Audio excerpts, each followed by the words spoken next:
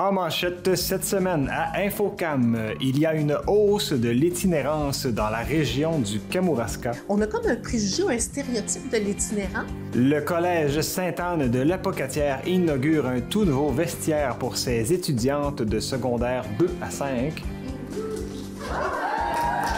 Et l'artiste Isabelle Massé nous invite à son exposition Les petites maisons oniriques. Fanfreluche qui nous faisait rentrer dans le livre.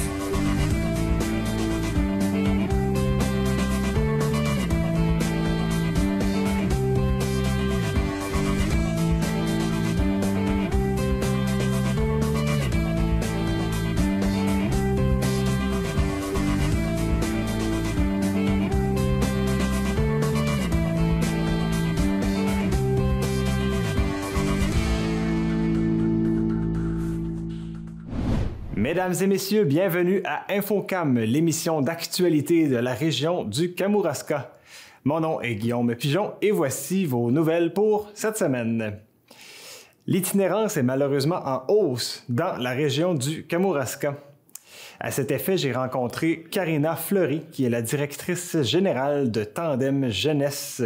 Elle nous explique certains des facteurs qui peuvent être en cause dans cette situation et également, on parle de possibles solutions à cette situation. Karina, merci de nous recevoir ici, chez Tandem Jeunesse. Bienvenue dans la cuisine de Tandem Jeunesse. Malheureusement, des gens présentement qui n'ont pas accès à une cuisine, c'est ça que je comprends là. Est-ce que tu pourrais nous faire un topo rapidement de la situation de l'itinérance ici dans le Kamouraska, s'il te plaît? Dans le fond, l'itinérance, c'est quand on parle d'instabilité résidentielle. Donc, ça peut être des gens qui perdent leur logement, qui passent une semaine à quelque part, une semaine à une autre place. Puis ce qui est vraiment intéressant, ou en tout cas, c'est que nous, on a une vision de l'itinérance, puis on se dit, ah ben c'est ça de l'itinérance. Mais si tu poses la question à cette personne-là, ouais, tu es en situation d'itinérance, la personne va dire, ben non, parce qu'ils ne se reconnaissent pas dans. Tu sais, on a comme un préjugé ou un stéréotype de l'itinérant. Puis ça, on se dit, ben non, là, je ne suis pas itinérante, j'ai juste temporairement pas d'endroit où habiter. Mais c'est ça de l'itinérance. Mais l'itinérance, ça peut être à différents niveaux, mettons, de gravité. Mais à partir du moment, pareil, je vais te donner un exemple, là, que tu restes avec ton chum, puis que là, il y a une grosse chicane, puis que tu te fais mettre à la porte, puis que là, tu n'as pas d'endroit où aller, que tu n'as plus d'adresse fixe. Bien, c'est ça, on parle d'itinérance. Mais ça peut être l'itinérance situationnelle. Donc, on n'est pas encore dans de l'itinérance chronique. Donc, c'est des circonstances, des événements de vie qui t'ont amené là, puis peut-être que tu vas te replacer, puis que ça va être correct, puis que ça ne te réarrivera pas. Mais ça se peut que ça te réarrive aussi. Actuellement, on va voir un petit peu plus d'itinérance visible. Donc, c'est des gens qui arrivent au Kamouraska ou pour différentes raisons se retrouvent dans une situation où ils n'en ont plus d'endroit, ils interpellent des organisations, ils interpellent même des citoyens. Puis là, il faut intervenir sur ces situations-là. Puis là, ça, il y en a un petit peu plus, je dirais, dans la dernière année. Vous sembliez dire tantôt que depuis cet été, justement, le nombre d'appels qu'on fait auprès de votre service, ici, Tandem Jeunesse, pour l'itinérance, comme malheureusement, je cherche le mot pas en éclosion, mais en augmentation. Ça, oui. Oui, c'est ça, en augmentation. Écoute, avez-vous une cause, un peu les facteurs qui pourraient être en jeu là-dedans? C'est pas une question facile. Ça, c'est vrai que c'est en augmentation. C'est en augmentation dans tout le Québec, mais c'est en augmentation dans les régions. Puis ça, c'est un petit peu particulier parce qu'on n'avait pas tendance à faire le lien entre l'itinérance puis les régions plus rurales. Et là, oups, ça l'arrive. C'est sûr qu'il y a tout l'enjeu du manque de logement ou de la hausse des coûts de logement, que ce soit dans les grandes villes, mais même ici. Donc, ça peut faire que les gens vont se déplacer un peu pour tenter de trouver des logements plus abordables. Il y a la hausse du coût de la vie. Les gens se retrouvent dans des situations où ils sont plus capables de payer leur logement, de la misère à se relocaliser. Donc, ça peut amener des situations d'itinérance. On en a entendu parler beaucoup aussi à Rimouski, où on sait que le logement, c'est vraiment très, très difficile. Mais même dans des régions comme le Kamouraska, cette situation-là arrive aussi. C'est malheureusement le cas, là. Okay. Moi, j'aime beaucoup les solutions dans la vie. Vous, comme organisme, je dirais que vous guérissez le problème, si on peut dire, mais qu'est-ce qu'on peut faire pour le prévenir? Moi, c'est surtout ça que j'aimerais pour vous. Ça serait l'idéal. Qu'est-ce qu'on peut faire pour prévenir, selon vous, l'itinérance? Bien, à mon point de vue, quand on agit en itinérance, c'est sûr qu'un des premiers volets, c'est vraiment tout ce qui est prévention de l'itinérance. Donc, la prévention, ça part beaucoup aussi de la sensibilisation, de combattre les préjugés, la stigmatisation, d'informer la population. Fait que ça, je dirais, c'est la première étape. Après ça aussi, il y a toute la question de prévenir les pertes de logement. Donc, nous, on va travailler, puis il y a d'autres organisations qui vont travailler avec, nous, c'est plus les jeunes, à les aider à maintenir un logement, c'est-à-dire faire le budget, l'entretien du logement, des habitudes de vie plus saines. Tu sais, ça part de là. On va à ce niveau-là. Puis après ça aussi, c'est de voir venir les situations. Qu'est-ce qui s'en vient avec la personne? On sait qu'il va y avoir une hausse de logement, peut-être une perte d'emploi.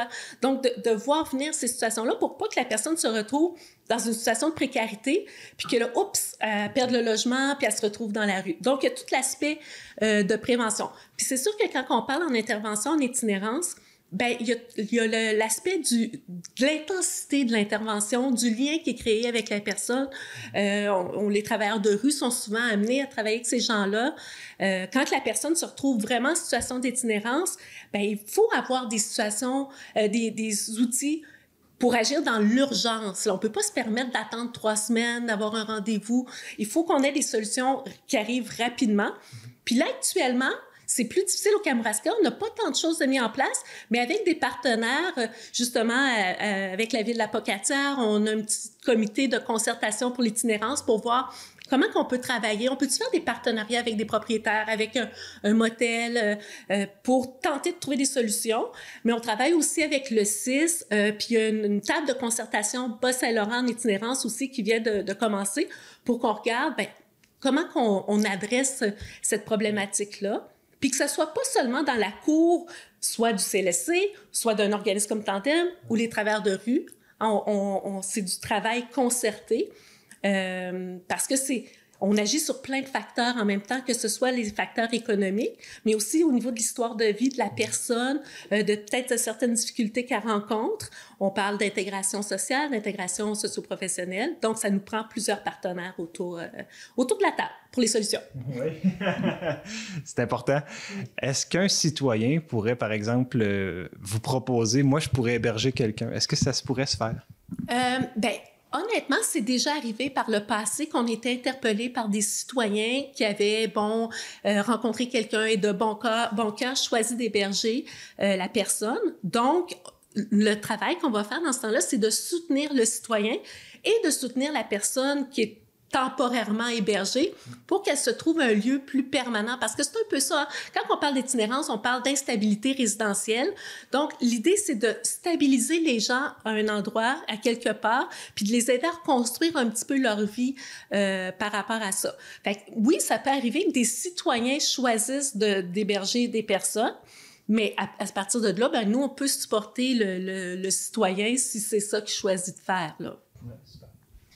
Puis je me demandais, est-ce que le portrait que vous voyez, vous, ici dans la région, est-ce qu'il y a comme une certaine tranche d'âge qui est plus propice à l'itinérance ou c'est peut-être une donnée à laquelle vous n'avez pas nécessairement accès? Je pense que nous, c'est biaisé parce que Tandem Jeunesse, on travaille avec les jeunes. Fait que c'est sûr que nous, on va être beaucoup plus en lien avec l'itinérance jeunesse. Mais je sais que les travailleurs de rue ont eu à intervenir cet été dans des situations où c'était des gens plus âgés. Fait que je serais pas capable de dire qu'est-ce qui est le plus présent, mais malheureusement, je pense qu'il y a toutes les tranches d'âge qui peuvent être touchées par les situations d'itinérance, peut-être pour des raisons différentes. De plus en plus, il y a de l'itinérance. Les femmes vont être en situation d'itinérance, puis ils le vivront peut-être pas nécessairement comme les hommes non plus. Ils vont peut-être, malheureusement, se trouver plus facilement des endroits où rester, mais à quelles conditions? En échange de services, peut-être qu'ils n'ont pas envie Donc, mais on va rester dans un endroit où on n'est pas bien parce qu'on n'a pas d'autre endroit où aller. On va se faire exploiter, même sexuellement. Il n'y aura peut-être pas d'échange d'argent. Ça va peut-être être sous-entendu. Mais pour rester là, il faut que j'accepte d'avoir des relations avec cette personne-là. Sinon, je suis dans la rue. Donc ça fait partie de tout ce fameux portrait-là quand on parle de l'instabilité résidentielle. Puis ça complexifie les choses aussi. Il n'y a pas juste une cause, il n'y a pas juste une une solution puis une réponse. Puis il ne peut pas juste avoir une organisation, un organisme qui porte la réponse. Il faut que tout le monde travaille ensemble. Puis il faut que ce soit des solutions souples, capables de s'adapter aux réalités des gens, qui facilitent l'accessibilité aux services. Puis tu sais, il faut être capable de se revirer sur un dizaine, finalement. Avec des partenaires au Basque, on a mis sur pied un logement d'urgence. Donc, c'est 2 logements, en fait, qui accueillent les personnes en situation d'itinérance ou d'instabilité résidentielle. Et dans ces appartements-là, on accueille souvent des familles ou des mères monoparentales avec des enfants. Donc ça amène beaucoup de précarité. Là. C'est encore plus stressant pour ces gens-là de se retrouver dans des situations comme ça. Donc, ça peut toucher un peu tout le monde. Puis oui, stressant, c'est un bon mot. Oui. Bien, merci Karina pour ton temps. Bien, merci. Lundi, le 15 janvier dernier, se tenait au Collège Sainte-Anne de la Pocatière l'inauguration d'un tout nouveau vestiaire pour les étudiantes de secondaire 2 à 5. À cet effet, j'ai rencontré à tour de rôle messieurs Pierre-Bernard Lambert de la Fondation Bouchard ainsi que Martin Frenette et Stéphane Lemelin du Collège Sainte-Anne. Chacun, de leur point de vue, m'explique en quoi cette amélioration était absolument nécessaire et également en quoi elle est pour le mieux pour le bien-être des étudiants et étudiantes, surtout du Collège Sainte-Anne. Pouvez-vous m'expliquer un peu c'est quoi la Fondation Bouchard, puis ça a été quoi le rôle de la Fondation dans le tout nouveau vestiaire pour les filles ici au Collège Sainte-Anne? Donc, la Fondation Bouchard, écoutez, ça a été fondé il y a maintenant plus de 50 ans par M. Charles-Eugène Bouchard, qui est un philanthrope ici et qui croyait justement en l'œuvre d'enseignement du Collège Sainte-Anne à l'époque. Déjà, il y a 50 ans, le Collège Sainte-Anne avait des besoins et il a rassemblé des gens d'affaires de la région pour créer la Fondation Bouchard. Et depuis ce temps, d'année en année, on a un CA qui se renouvelle avec des nouveaux membres et qui poursuivent la mission de la Fondation Bouchard, là, qui est finalement d'aider le Collège Sainte-Anne là, à pouvoir maintenir une offre d'enseignement de qualité. Puis là, vous venez de participer de façon importante à un projet qui était la rénovation du vestiaire pour les filles de secondaire 2 à 5. Pouvez-vous nous parler un peu plus de votre implication dans ce projet-là? Oui, en fait, vous savez, le 19 avril 2023, ici même, il y a eu le lancement de la campagne de financement du 200e anniversaire du Collège Sainte-Anne, qui va être célébré en 2027. Hein. Le collège était fondé en 1827, donc 200 ans plus tard. On va fêter le 200e. Et lors de cet événement-là, la Fondation Bouchard s'est engagée comme partenaire majeur et de prestige à investir 550 000 $ au minimum dans la campagne de financement. Pourquoi je dis minimum? C'est que d'année en année, on valide un peu nos fonds financiers. On regarde aussi les dons qu'on reçoit. Et en fonction des dons, on peut déterminer les montants qu'on veut contribuer. Donc, on peut déjà dire que c'est 550 000 $. Et si ça va bien au niveau de nos activités de financement, de nos dons, peut-être que ce montant-là va être augmenté. Super.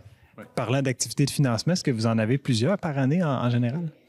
On a deux activités de financement, je vous dirais, principales. On a ce qu'on appelle la Goulée, qui a lieu tous les premiers samedis du mois de mai, le premier samedi du mois de mai. On a l'événement de la Goulée, là, qui reçoit ici même au collège environ entre 300 et 400 convives, là, tout dépendant de l'espace qu'on a disponible. Là. Ça, c'est notre principal, je vous dirais, événement et activité de financement. Et on a une autre activité qui s'appelle le cocktail dînatoire, qui a lieu ici même, là, dans le salon des élèves, qui a lieu plus à l'automne, vers le mois de novembre. Okay. C'est nos deux principales activités. Puis, durant l'année, des fois, on organise d'autres petits événements, là.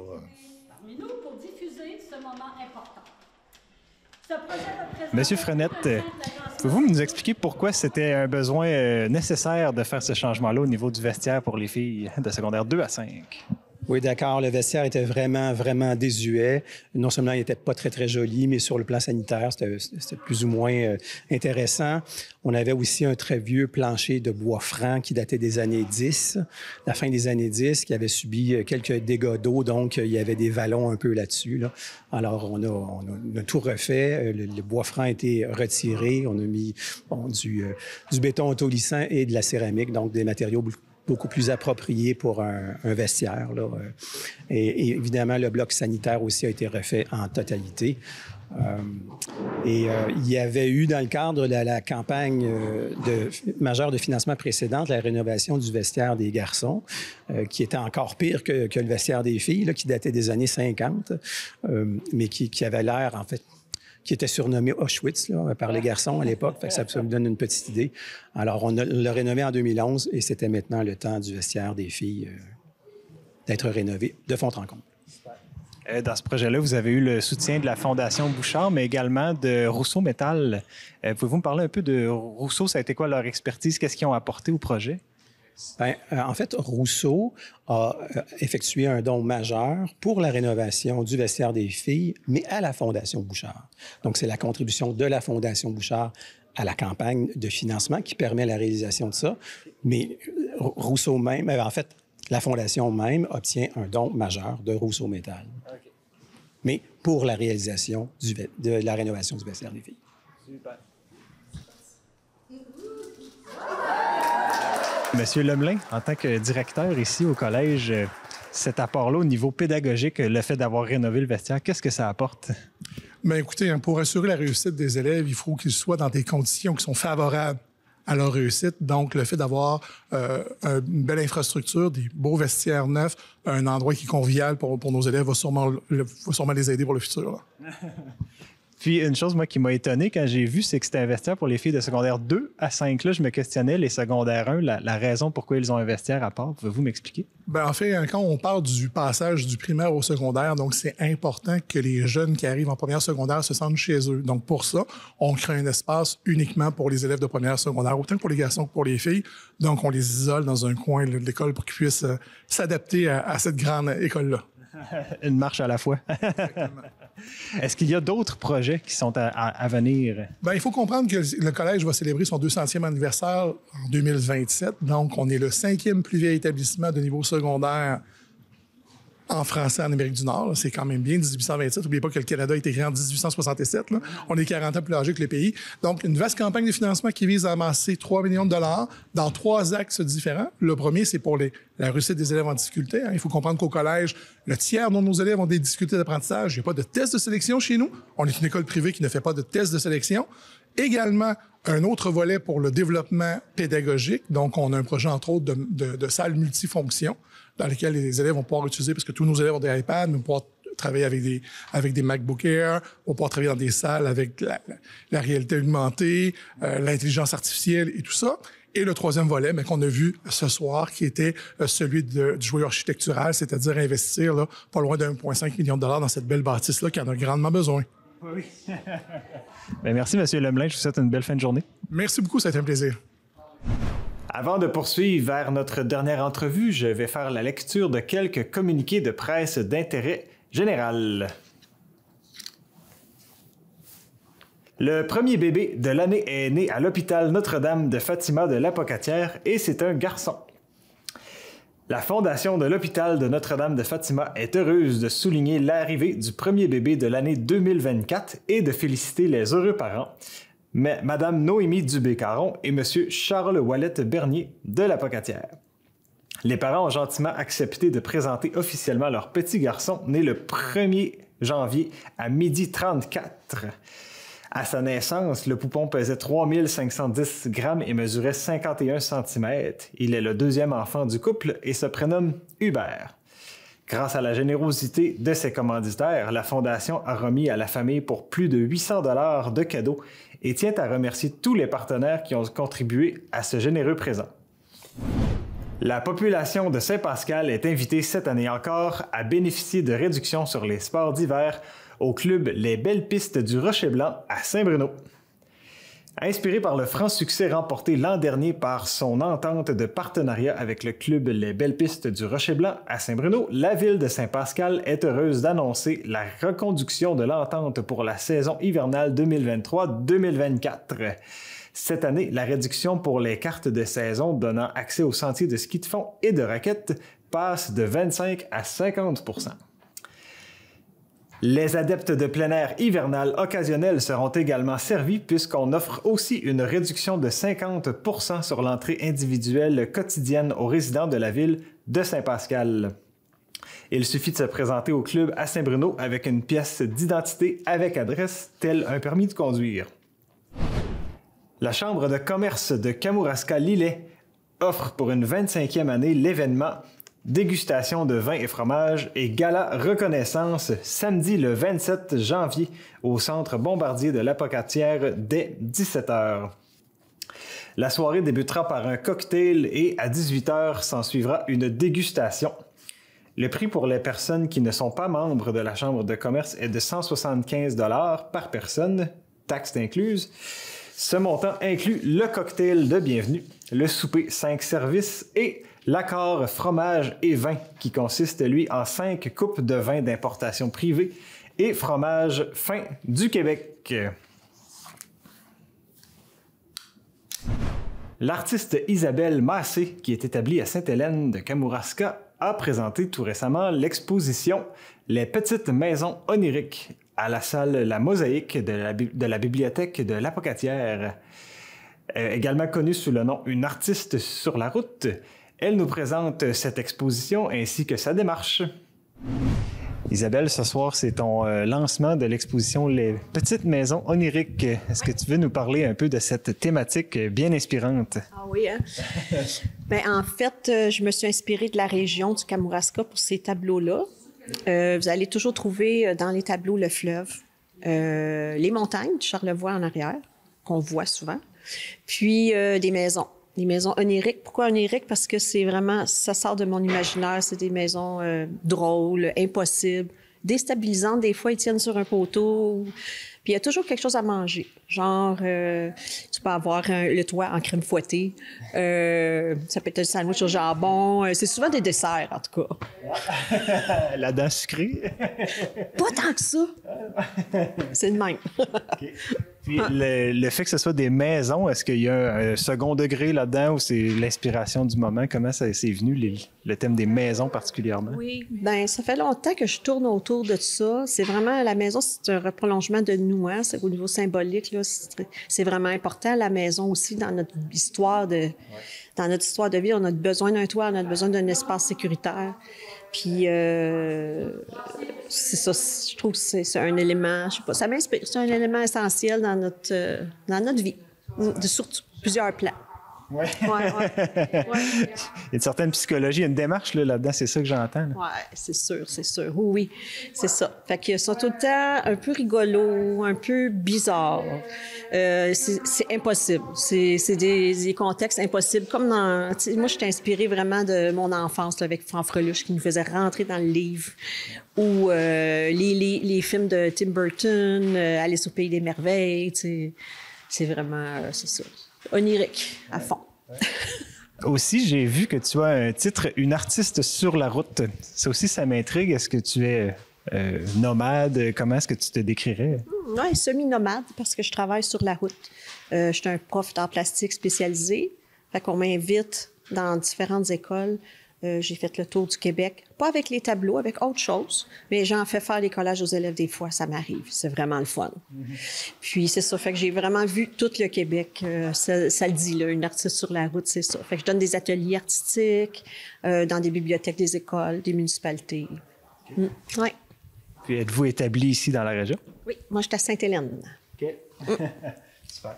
Est-ce que ici, dans la région, c'est votre première exposition? Non, j'étais cet été au café chez Casgrain à Kamouraska, qui est ouvert toute l'année en passant. Très beau café, très bon café.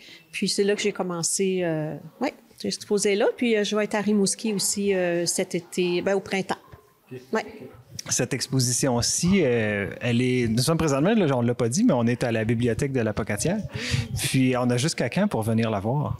Ça commence aujourd'hui, hein, le 11 janvier, puis jusqu'au 6 mars, aux heures d'ouverture de la bibliothèque. Il faut aller voir sur leur site web ou la page Facebook de la Mosaïque, la bibliothèque. Ça s'appelle comme ça, l'espace. Oui, 6 mars. Un gros merci, Isabelle. Hey, merci, ça fait plaisir. Salut. C'est donc ce qui complète notre émission pour cette semaine. Merci d'avoir été des nôtres. Si vous voulez me joindre, n'hésitez pas à m'écrire à l'adresse presse@tvck.org. Ça me fera plaisir de vous répondre. Sur ce, je vous souhaite une très belle semaine et je vous dis à la semaine prochaine. Au revoir.